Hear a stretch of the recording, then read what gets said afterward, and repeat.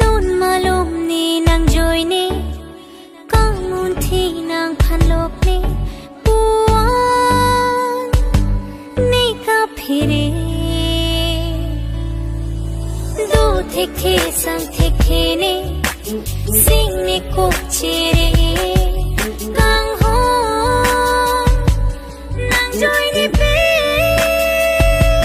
kang hon nai phana jadi nang ne puan nang sengve mun thi nang ne nang ne phan puan itu maka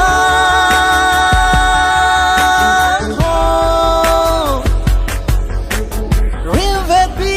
vet si do ne kai ke viru ne pra